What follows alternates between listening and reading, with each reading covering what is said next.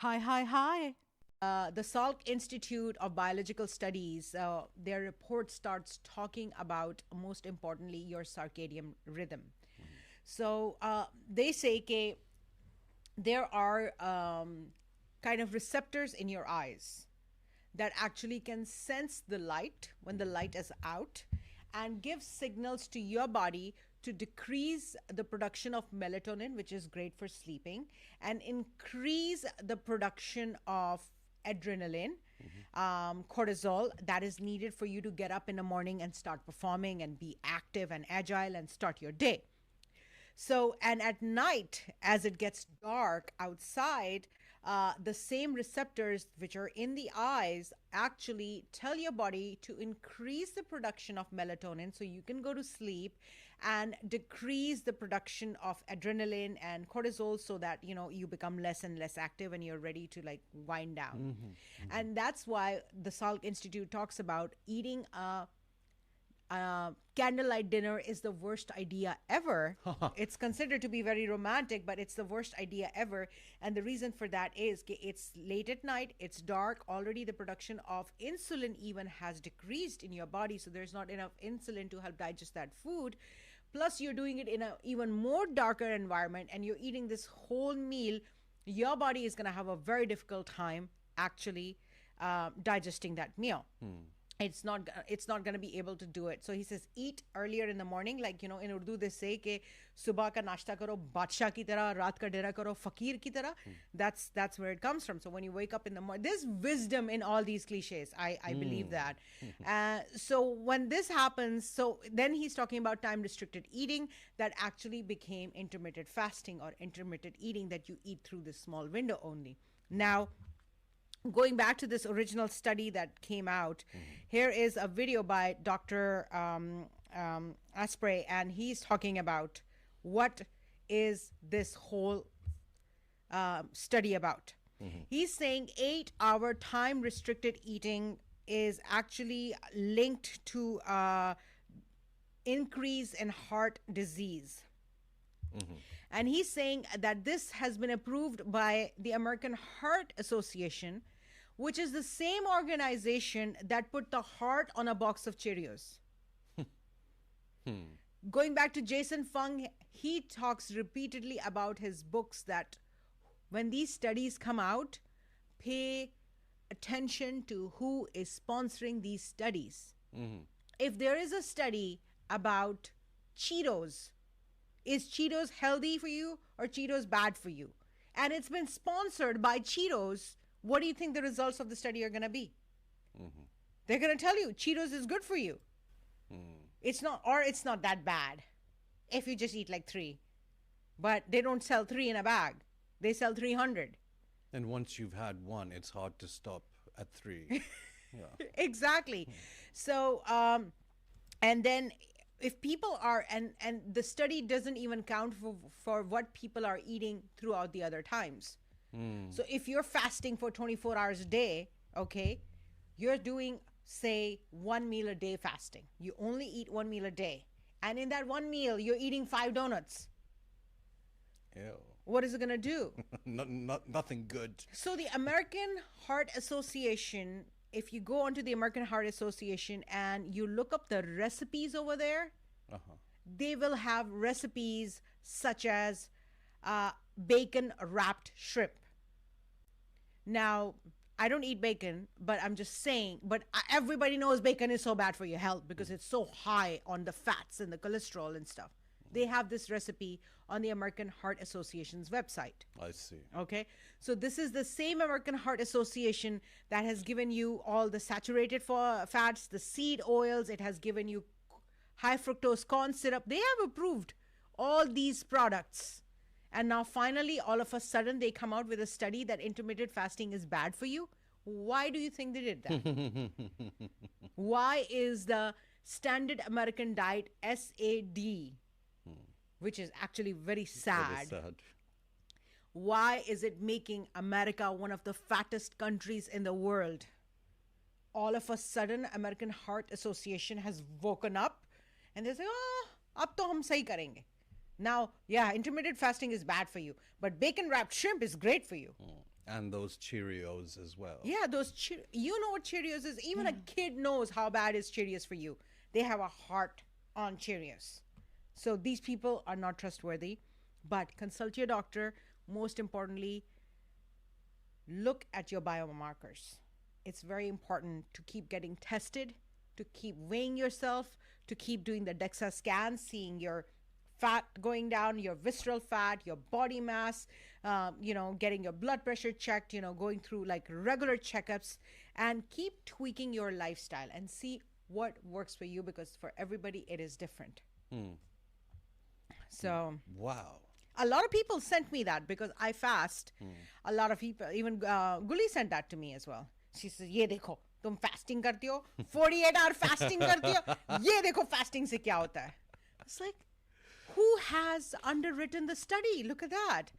So, Fast This Way is one of the book that Dave Asprey is actually talking about, and he talks about exercise, over exercising, under exercising, insulin, glucose, obesity, PCOS. He talks about all these different things that actually end up giving you, heart disease or cardiovascular diseases or hypertension or cancer or dementia or diabetes.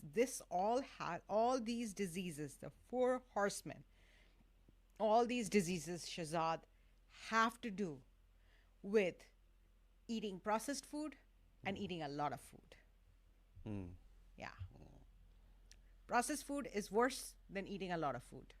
Yeah. If you're eating lots of broccoli, if you're eating lots of dal, it's okay. You like food, but you're not going to eat a lot. Because ये कैसे हो सकता है कि this body that has been designed to know when to take restroom breaks, this body that has been designed to feel the thirst and the water level of the body going down, so you need to drink more water in order to replenish yourself. This body that is designed to sweat as soon as temperature changes. How come this body is not designed to know that you have eaten enough if you're eating the right food? But if you're never going to give your body the right food, if you're just going to give it donuts and burgers and all these ultra processed foods, it will just keep on thinking, I'm starving. I haven't had food. You keep on eating. You keep on stuffing yourself. And you're like, the body's like, I haven't had food. So I guess eat real food. So essentially, the takeaway from this is... Oh, wow. That was a rant. No, I think also, hey, I'm going to make clips of this. I'm going to tag the American Heart Association and whatnot. Please do. This is going out there. Okay. So the thing is to do your own study, and it makes absolute sense that if there is, even if you think of this maybe in politics or you think of this in government, if there is a certain body supporting a certain thing and then it's coming out with a study, then how does it make sense? If the American Heart Association is saying yes to bacon wrapped shrimp, is saying yes to Cheerios, then really it is within their benefit to say that intermittent fasting is not a good idea. Stick with the kind of diets we're telling you, because that's where corporatocracy, and that's where these big chains of food that are in fact all over the United States and the world now. That's where they're making their money. It's all about money in the end. Absolutely. Last time I was, when I was in Vegas, I went to Vegas, and I was at this restaurant having food. Really good noodle soup, by the way, and very holistic kind of noodle soup. I noticed a fella there, and I think he had just arrived to the United States. I could tell by his from somewhere in Africa. I could tell by the way he had dressed. I could tell by his accent that he is kind of new, and I could tell by his kind of a bit of nervousness to be in Vegas. So suppose this guy has just come from Africa and he's at a restaurant. Do you know what he asks for food? He says, "Can I get a bowl of porridge?" Oh, wow. So, and there they have the donuts and they have everything, but he's just looking for a bowl of porridge. Because where he comes from, he eats food for the reason food is intended to fuel your body. Body and mind, of course. So he's been eating food for which the purpose of food is.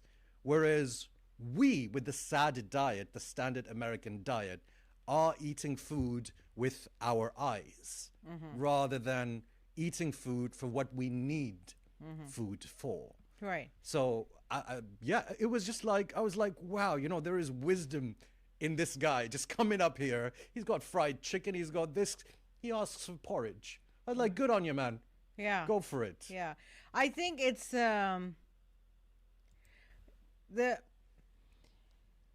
I think in the name of westernization, in the name of westernization, so much wrong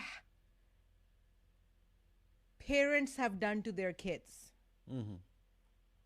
And I'm not blaming anyone. I'm not calling anyone dysfunctional. They were wronged as well. They did not have the right information. So growing up, if there are crates and crates of soda in the house, my parents think it's a cool thing. I'm feeding my kid the cool stuff. Yeah. Right? That's what they're thinking. They're doing their best, but they are wronged, and through them, those kids are wronged who grow up on these pints and pints of soda on a daily basis, to the point that some people don't even drink water. They just drink soda. Come to this point right here. And this is just starting off with one thing. Let's not talk about the processed cheese. Let's not talk about the processed breads. Let's not talk about the processed meats. They're all included in the diets. In the beginning, thinking it's cool, thinking it's Western, it's the thing to do, being inspired by the West, and leaving behind the flavors, the tastes, the ingredients, the recipes of our forefathers that were based on whole ingredients. The techniques used were to complement each other. You put this with this for this reason. That's why those recipes originated in the first place. So they let that go, and that's why this generation has reached where it has reached. And if we don't fix it, if we don't become mindful about it, then we're doomed. But you know what, Shehzad? We're doomed anyway. What's the point? Oh my God. Nice one, Leena. Nice one. Because so all of a sudden I said, okay, we fixed the diet, but what about global warming? Yeah, what about wars? We're doomed anyway. Eat what you want.